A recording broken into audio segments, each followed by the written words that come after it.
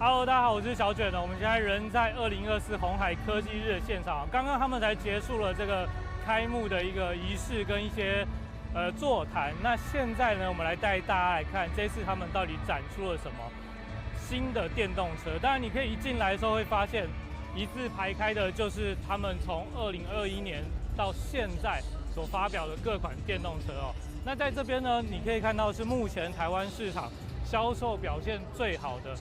国产电动车 Luxgen 的 N7 哦。那这边呢，他们还刻意的去用了 Model C 的名字哦，去代表这个是从2021年的时候发表的 Model C 去演变来的第一款鸿海研发设计制造的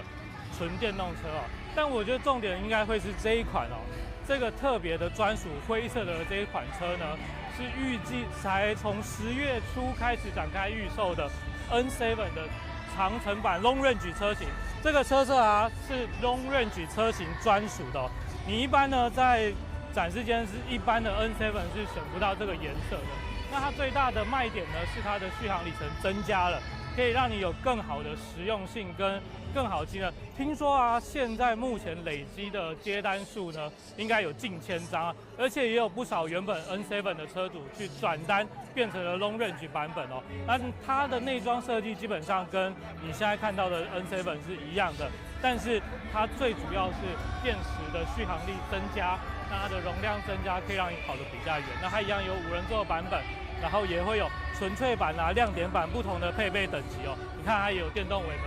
其实它的配备也是相当完整的。但是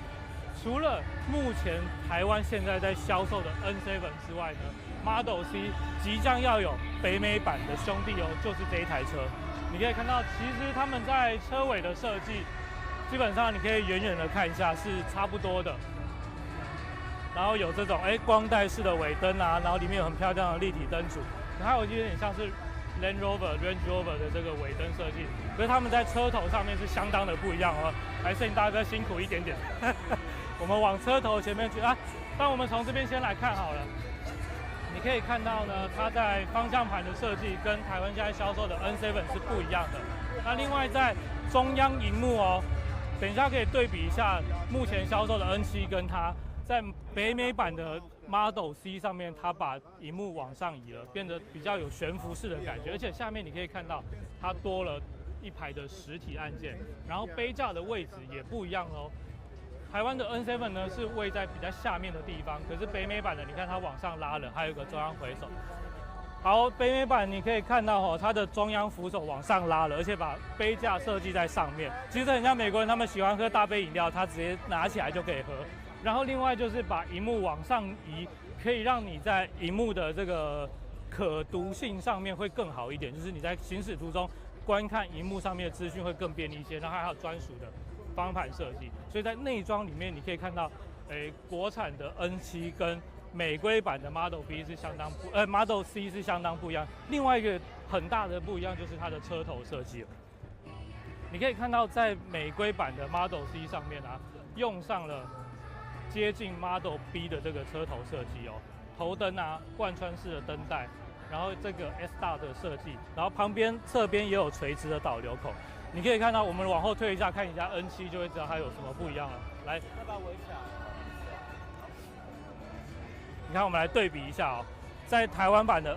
Model C 上面是用这个比较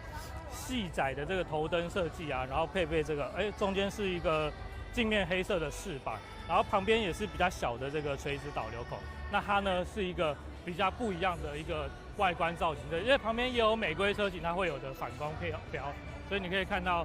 在北美客户他们预定的 Model C 上面用上了跟台湾版是完全不一样的设计哦。好，那再往中间走，你还可以看到的是，他们再一次的展出了量产版的 Model B 哦。那其实大家可能之前有人在讲说，现在看到 Model B 跟去年的 Model B 有什么不一样？基本上他们还是维持的相同的设计，也是比较接近量产规格。但是你看这个轮圈跟我们去年看到的是不太一样的，有点像是刚刚前面看到的 N7 长程版的这个轮圈设计，所以他们也放上了一些比较新的配备在里面。那内装我们也可以看一下呢，拍谁哦？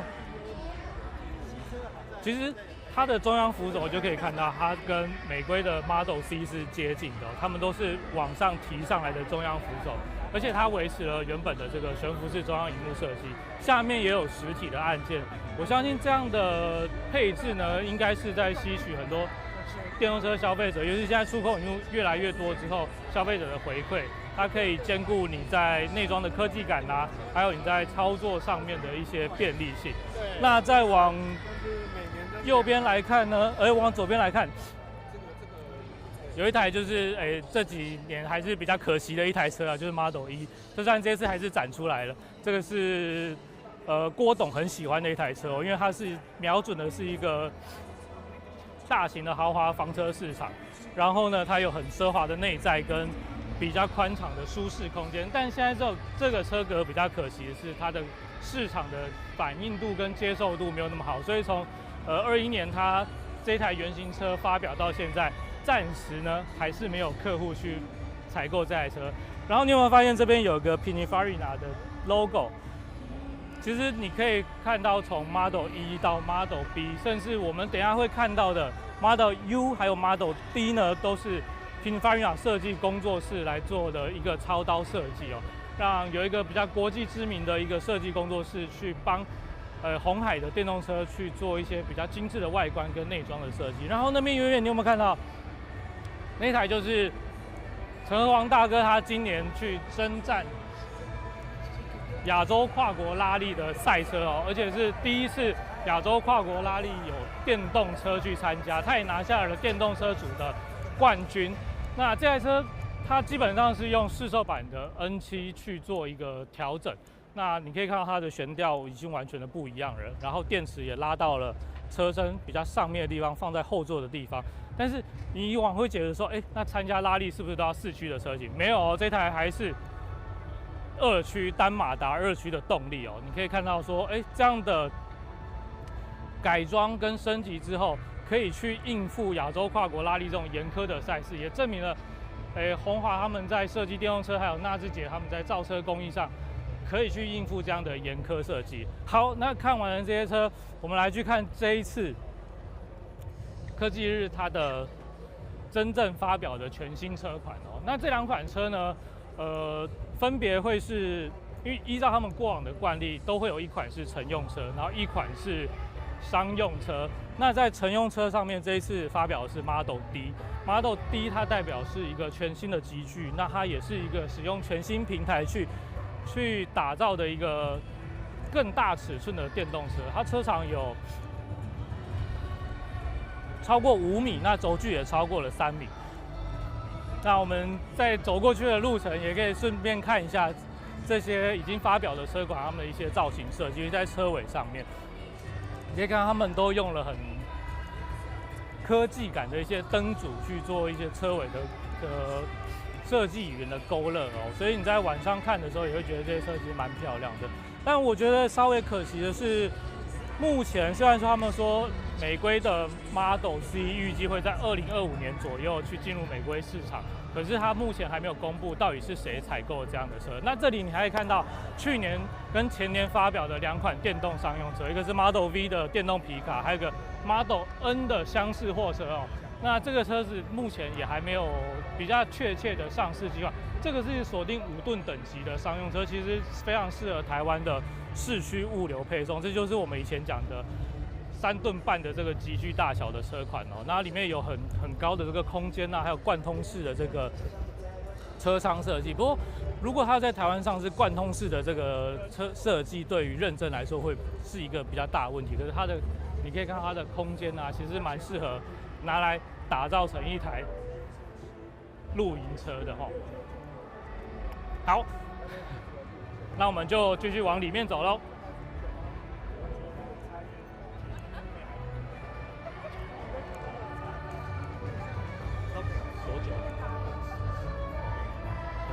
他们今年哦，从南港展馆2馆换到了1馆，其实这个场地更大了。过往啊，媒体都只能在后面去用大荧幕来看，今年很难得，我们进到了会场里面，可以看到这边就是媒体区，但大家都已经下去了，终于可以比较近距离来看这个他们科技日的活动。而且今年的参加的，不管是贵宾或者他们邀请的厂商，都是相当的多。其实今年的人数相当多。然后这一台就是他们也说这是由Pininfarina设计的电动中型巴士 Model U 哦。那在第一年的科技日，他们推出了一款比较大的市区公车 Model T。那这次他们把级距往下面缩了。把它是落在一个我们现在比较常见到的中型巴士的这个级距，你可以看它的设计语言，其实跟刚刚有稍微瞄到的 Model N 很像哦。它的头灯设计啊，然后整个车头的造型，都跟我们刚才看到 Model N 是有一个延续性的。那还有一个比较倾斜的 A 柱跟圆滑的线条，去延续 Model T 他们这种电动公车低风阻的一个造型设计。然后呢，它在配置上，其实跟台湾现在大部分看到的中巴一样，都是把车门开在中间的这个位置。然后它后面呢，还有一个对开式的车门。那这次他们特别放的呢，是一个比较豪华铺陈的内在哦。那里面有独立的座椅，然后很舒适的一些座椅跟木纹的饰板，还有你可以看到它比较像是高铁啊，或者是客舱的这个窗户，去让整台车的整个设计质感是更漂亮的哦。那他们在展示的时候，其实也特别去强调它的空间机能。然后我们大哥先往上面去看一下，那里头呢，你可以看到它的空间是相当宽敞的，而且因为电动车的关系，它的也可以去减少掉一些机械结构去占用车内空间的一个优势啦。那这台车呢，我预计应该也会是在未来的几年，它会有机会被客运业的采购去做一些比较在市区一点或是比较低运量的路线来做一个接驳。但你目前看它的设计，我觉得他们现在想要去传达的是，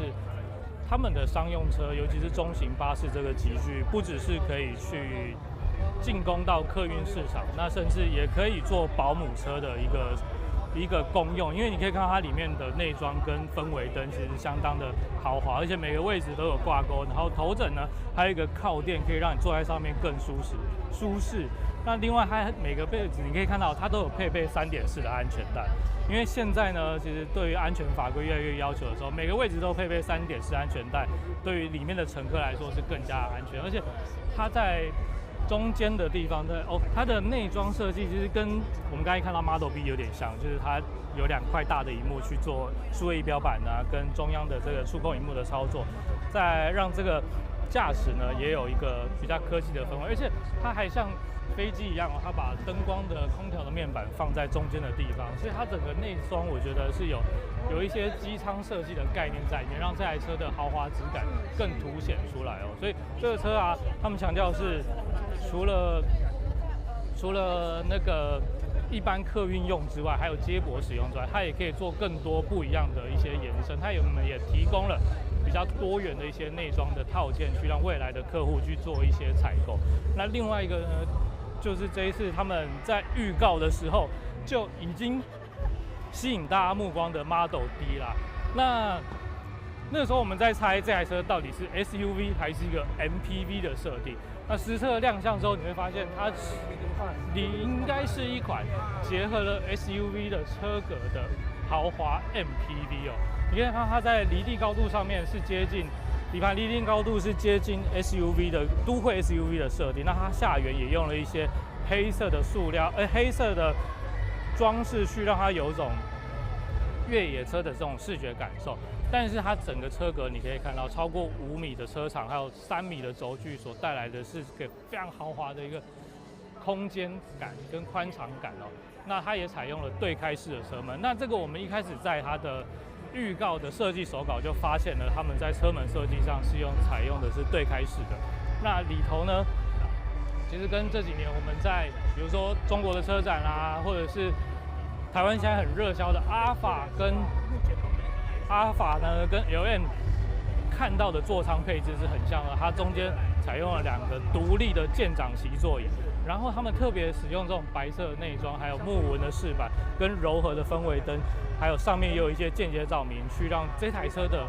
设计质感跟细腻度都有所提升。而且它车内啊，你看它的车窗啊，这些设计都用了触控式的按钮，然后也用电子式的门锁，几乎呢就是新一代电动车我们现在在电动车上面看到的这些设计。然后他们还强调这台车更重视的是一个使用者体验。你可以看到后座2个位置都有独立的娱乐系统跟萤幕。那前座呢，除了给驾驶的这个数位仪表板之外啊，你可以看到哇塞，那个中控萤幕是直接延伸到副驾驶座去哦。这个真的很像我们这几年在中国品牌电动车上会看到的设计，就是我不管怎么样，就是要给你一个大电视放在车子里面，哪一个位置呢都可以享有它专属的影音娱乐系统。然后你可以看到后座这2张椅子，刚刚在 Model U 上面看到是稍微比较有一点成本考量的设计，但是你可以在这边，它就是更奢华的2个独立座椅哦，有很漂亮的这个白色的3点式安全带，然后把那个头枕看起来也是可以移动位置的哦。那也有腿靠的延伸，椅背也可以往后的倾倒，也可以前后滑移。那这理所当然就看起来会是一个像是商务舱一样的座椅在这个地方，让这台车就是一个豪华的移动商务座舱哦。那前座的杯架虽然目前不知道它实际的功能，但这样的设计应该会是可以往下插下去，让杯架那个饮料杯有更好的固定哦。而且这台车他们在刚刚介绍它的动力系统的时候，已经有预告它会用上了800伏的这个电气系统，高压系统。那它的续航里程会超过500公里，只要10分钟就可以补充行驶350公里的电量。但其实跟我们刚才看，然后它也一样是Pininfarina设计工作室设计的。那而且它的整个风阻系数啊，你不要看它这么大一台哦，只有0.23 CD 而已，也可以让这台车的续航里程更好。那因为它用了比较流线的一个车体线条跟空力造型的轮圈，去减少它的风阻。那这一台车呢，最主要的意义，除了说去宣示鸿华他们有预计要去进攻一个全新集聚的电动车市场，还有展现新的电动车平台技术，跟他们在做一个豪华 MPV 的这个设计功力之外，好，有人说想要知道它的报价是多少，很可惜哦，其实跟过去几年的科技日一样，鸿海他们在定位上面还是比较像是做一个样品车。我们现在看到这些车其实都比较偏向样品车或者是商品车，他们去展示他们的技术跟电动车的解决方案，那去让有兴趣购买的客户来做一个采购。实际的报价呢，可能要等真的有客户去采购了这个车，然后去依照品牌他们在对于市场的评估还有需求之后呢，才会有一个比较确切的报价。不管是我们看到的 Model U， 然后外面看到的Model C 的美规版 Model B， 还有这个 Model D， 其实他们从2022年的科技日开始就比较不去沟通报价这件事情，因为他们比较像是提供底盘方案、解决方案，还有代工制造给希望采购的客户。那真正的价格还是要等品牌端他们才会有一个依照市场去评估，才会有一个比较确切的数字。好，那还有什么问题吗？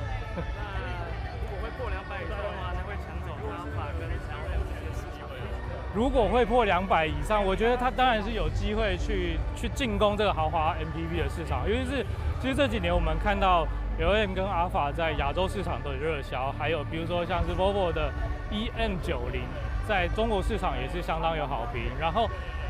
中国品牌他们也是大量的推出这种豪华 MPV 或者甚至电动 MPV 这样的产品。那它的加入当然是对于这个市场会有一个比较新鲜的一个面貌会出现，而且也是更有机会去吸引，比如说新创电动车品牌或是现有的电动车品牌，在想要进攻电动 MPV 市场的时候，有一个比较快速的解决方案选择。因为他们今天在鸿海科技日的时候就有提到，是他们期望扮演一个去缩短品牌想要电动车推出电动车的这个速度的一个角色，一个协力者的角色，去让比如说我们现在有一个新的品牌想要很快的进入电动车市场，你在看到这些样品车之后，你直接去采购，可能今年底或者是明年后年，你就可以马上推出一台直接销售的电动车款了，因为你只要做一些微调就可以进入市场销售，所以可以去缩短你进入汽车市场的一个速度。那他们主要的扮演角色是这个样子。那如果是 U 跟 T 呢，我们现在看到商业模式就会比较像是，我已经推出了一个有点像他们现在扮演的有点像是大型客运车的底盘业者这个角色。我有一个新的技术品牌出来，那我的客运业者想要采购这样级距的电动车产品的时候，我就可以跟鸿海的商用车部门去做洽询，那去依照我的需求去打造，比如说内装或者是电池的容量、动力的规格，去依照我的路线去选择我是需要的产品，然后去打造我客制化的电动客运车这样。那 Model D 接下来你觉得还是会跟大自己合作 Model B 吗 ？Model D 吗？其实他们在 Model B 跟 Model D 未来的模式上，都已经没有在很明确的去告诉我们到底客户会是谁，因为鸿海这几年在电动车的沟通上面已经没有那么明确去告诉我说我一定会有什么客户，或者是把这个东西说得很死。他们是比较开放的态度，是去接受大家的一些合作。那我们今天也看到了，在稍早就是看到他们，比如说有 BNWI 的创投公司也宣布要跟鸿海合作，那他们也跟欧洲的 ZF 底盘这个公司去合资成立了一个全新的 ZF 鸿海的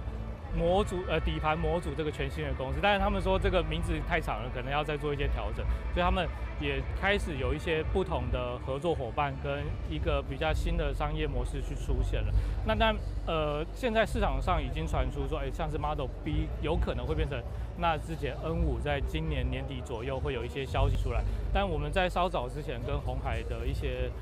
询问的结果，他们说其实这件事情还没有那么样的肯定，有机会，但是不保证。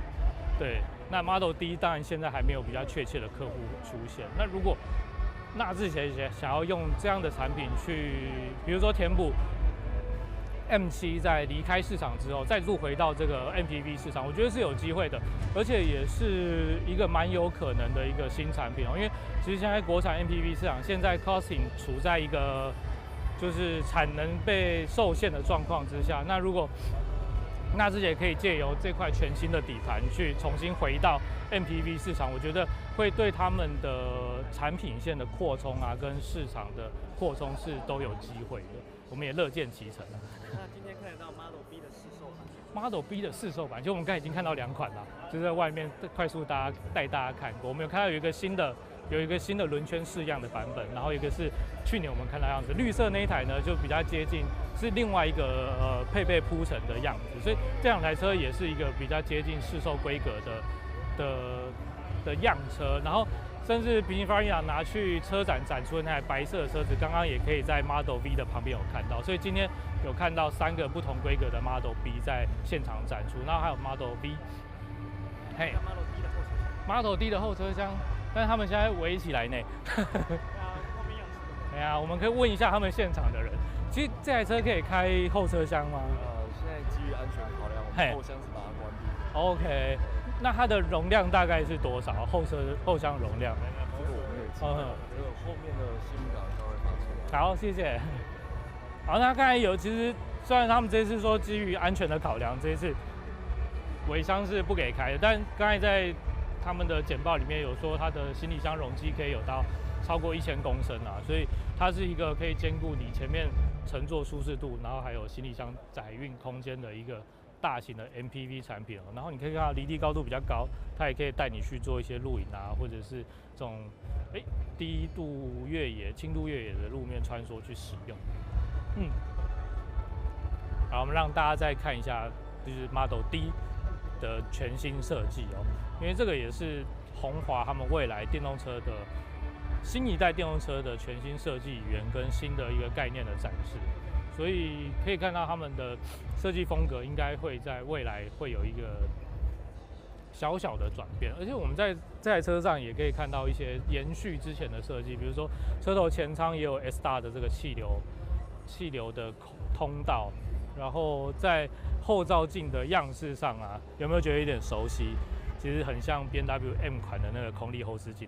还有一个里面有一个空力导流。其实这台车虽然很大台，但是它在不管是线条跟气流的导引上都做了一些考量，你让它的整个续航力是哦。再补充一个，就是它也会加入新一代的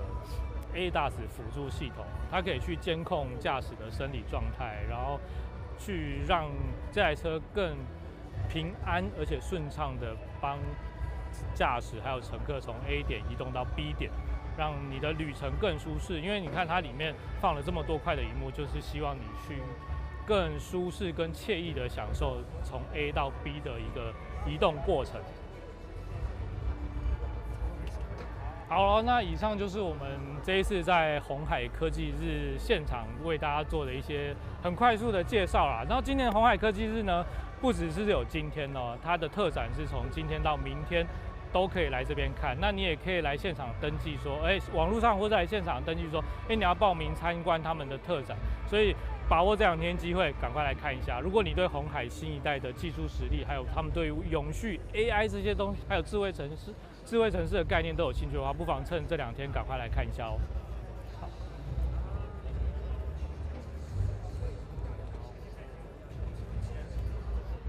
2024购车风向球大调查，台湾有46%的人拥有汽车。你知道台湾人平均花多少钱买车吗？地球黄金线携手 TVBS 民调中心推出2024购车风向球报道，有完整消费习惯分析，还有购车攻略、电动车第一手资讯。看民调还有汽车品牌好礼可以拿，你还在等什么？赶快上地球黄金线网站看购车风向球。